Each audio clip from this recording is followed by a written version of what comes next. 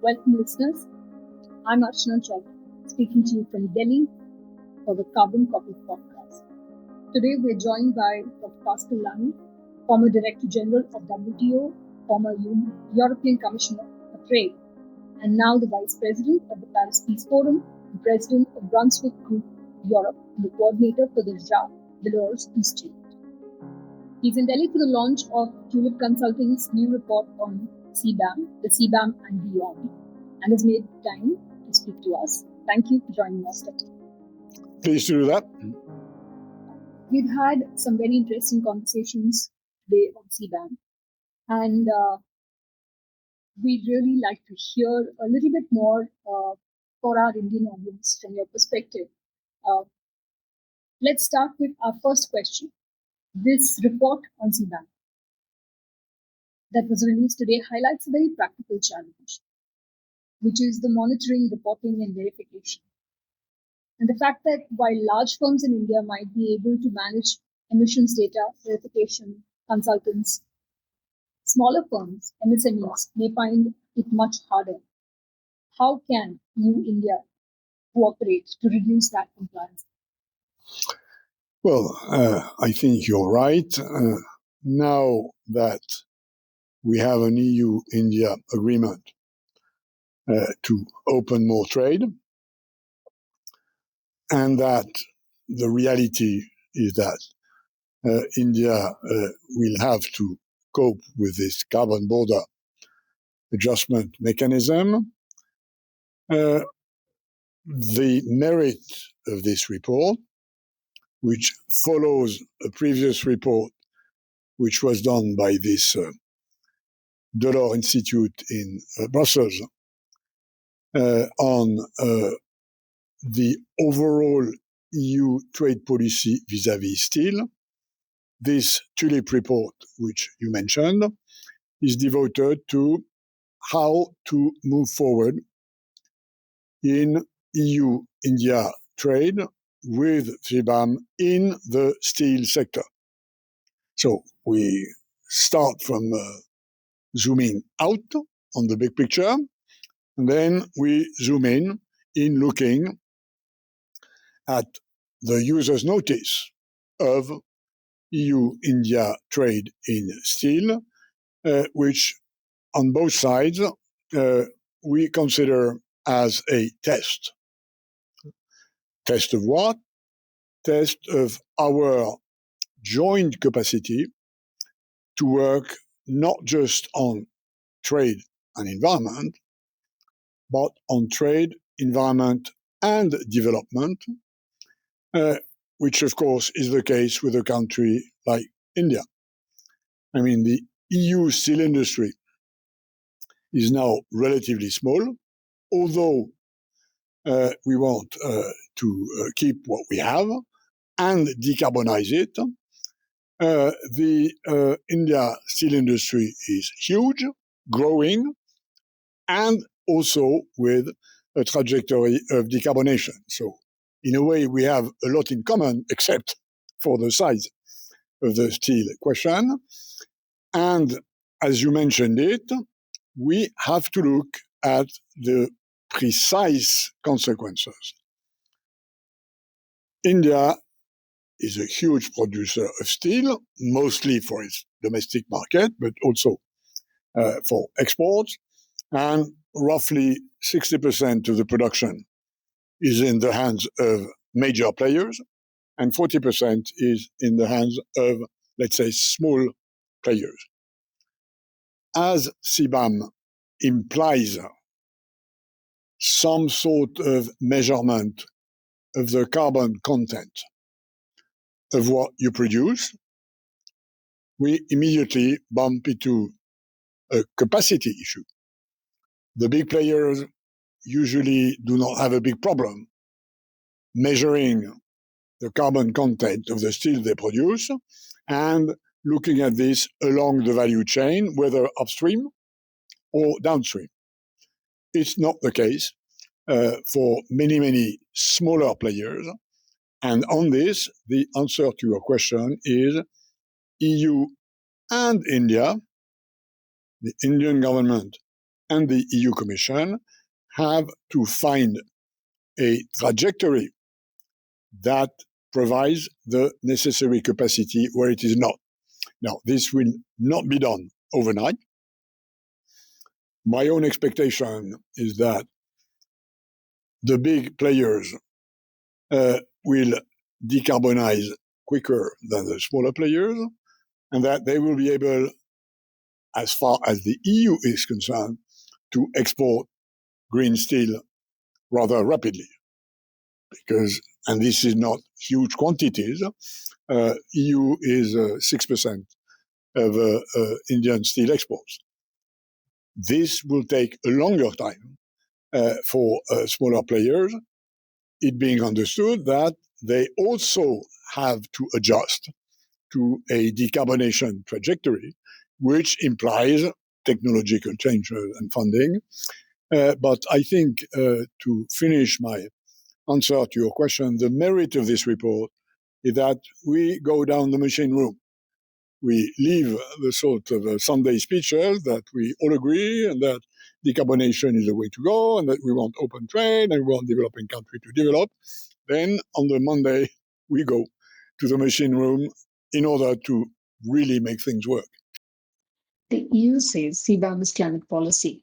But for the Indian industry, this means real costs and real competitiveness concerns. So where does climate equity fit in all this, including the CBDR principle that all countries must act on climate, but with different responsibilities and capacities? Where does that fit in when climate rules start affecting trade?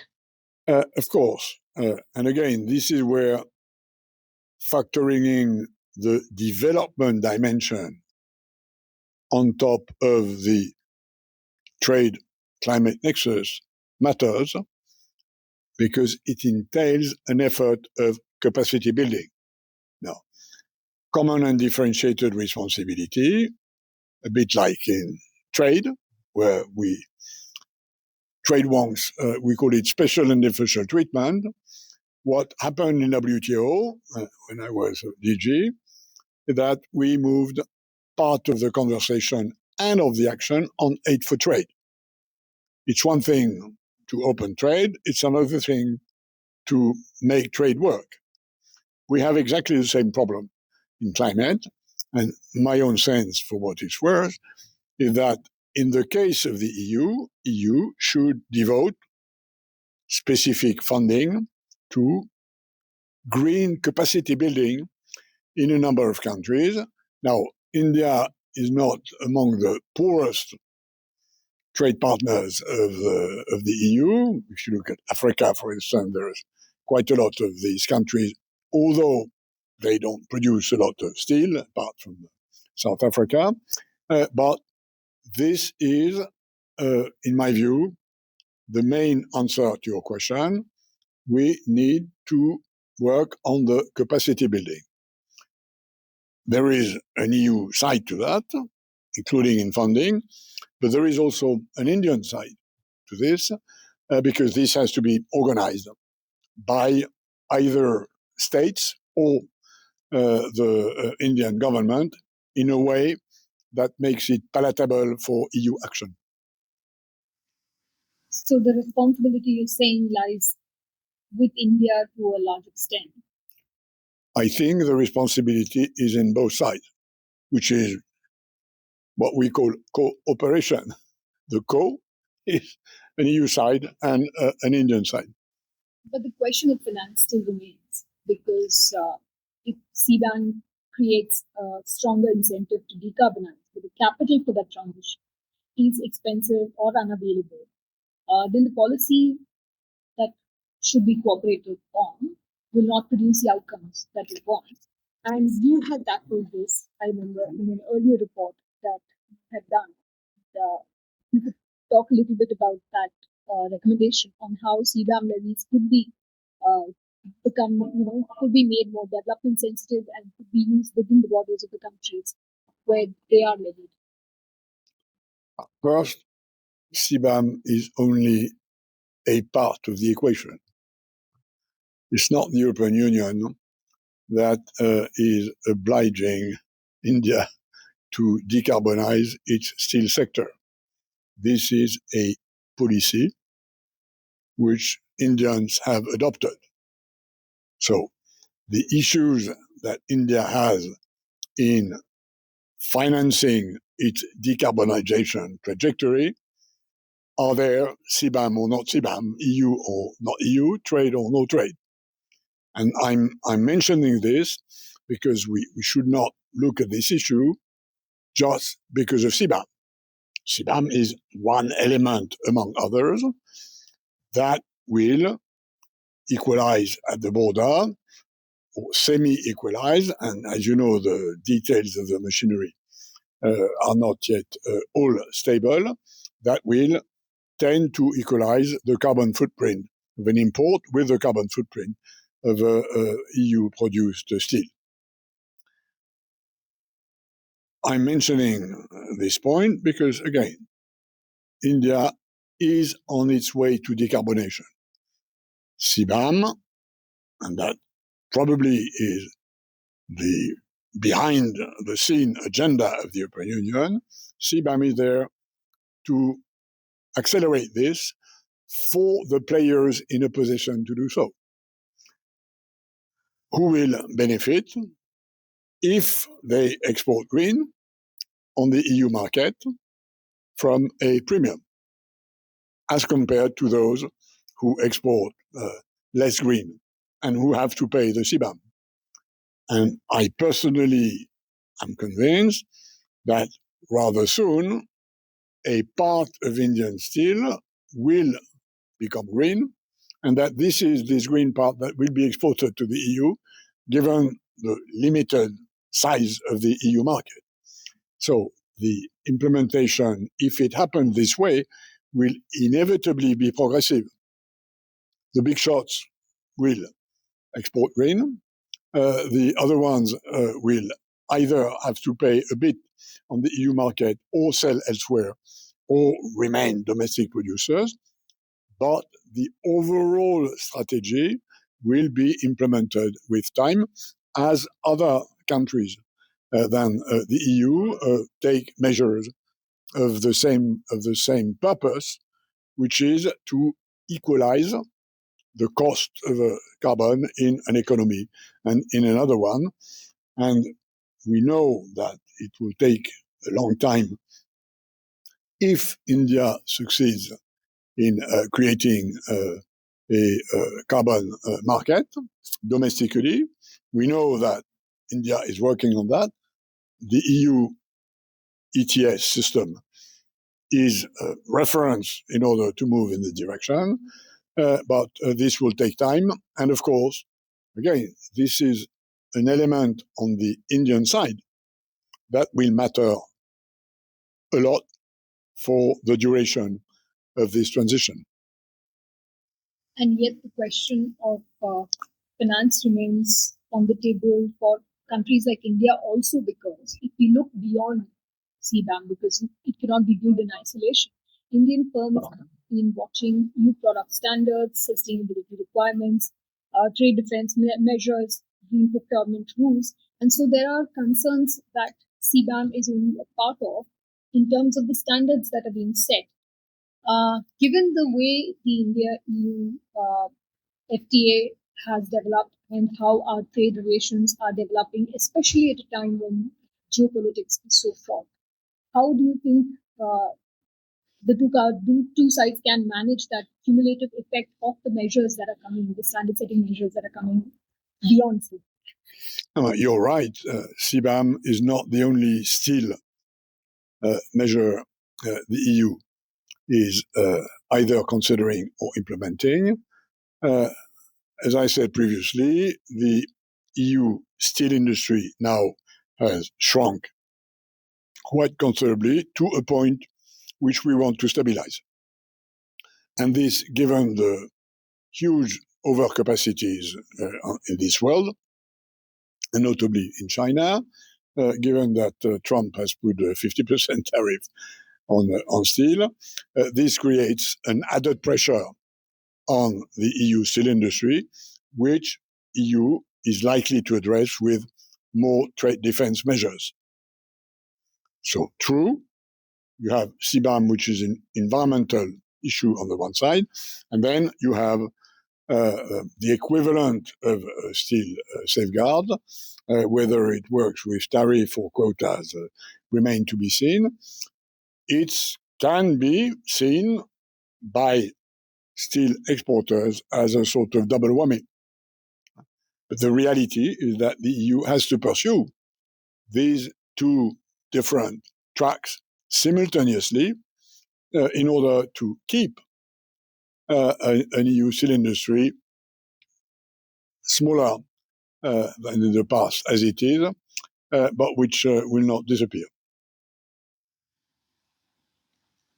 But then, if for Europe, India is a strategic partner, and for India, Europe is a major market technology partner as well as a regulatory power. But there is an asymmetry in the standards which we discussed. So, is there a way in which the India-EU relationship moving forward can move forward, basically, from rule-taking or rule-explaining to a more genuine co-design? I think so, and this is precisely what the sort of capacity-building element, which is in the EU-India FTA, is about, and that's the issue. Whereas with others like UK or Turkey, we also will have trade defense issues and less CBAM, notably with UK, which is moving forward in greening its steel industry. That's good to know. But you've been having conversations in India. How many years has it been since you come to India? More than 20 years. Although I'm not now speaking in any official capacity. I'm a think tanker. But if you were to be advising Brussels, what would you, after the conversations that you've had in India, what would you advise them in terms of what they should understand better about India's steel transition? What do you think is the gap in the understanding for Brussels vis-a-vis India? Is it political, financial, technological, or is it institutional? Well, first, I remember previous conversations on CBAM in an Indian context 2 or 3 years ago. The ambience has changed. And of course, this EU-India trade agreement helped to do that. But I think in the meantime, what it entails is clearer. And this Tulip report, I think, will make it even more clearer. So if I had to advise, I would say to the Indian authorities, please draft a plan, a sequence, and what do we do first, what do we do second, what do we do now, what do we do tomorrow, and then involve the stakeholders, both domestic producers and exporters, in the implementation of this plan. And what will be absolutely key, in my view, is the capacity of smaller producers to understand and cope with the verification requirements. And that's something which can be made complex, which can be made simple. And I think it's on the design of these standards that most attention has to be put short term. But that is advice to India. What about your advice to Brussels? I think Brussels has an experience in doing that, domestically first, and then with other countries. And we can contribute in helping India devising such a, let's say, specific system of compliance for smaller producers, which is a problem we do not have with China, for instance. Can you elaborate on that? Because if you're talking about co-creating, what is it about India's concerns that Brussels needs to understand that they don't have? I think Brussels gets it that, for instance, the Indian steel market is not just with big shots. They know that. And I think, seen from their side, and I'm not speaking for them, again, I'm not in an official capacity, I would focus on this verification, standardization, capacity building. You mean work with India? Absolutely.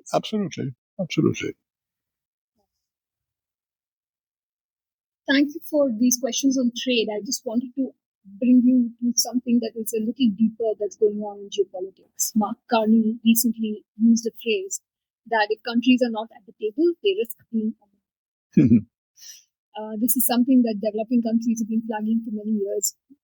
And India is an emerging power with major industrial and climate ambitions. And he's working closely now with EU. And we are looking at a plan for EU, India, Australia, Canada, countries that are rising in importance as we see a more fraught geopolitics. When it comes to the green trade conversation, what would it mean genuinely for India and EU both to be genuinely at the table? Well, I think, Mike, Mr. Carney is right.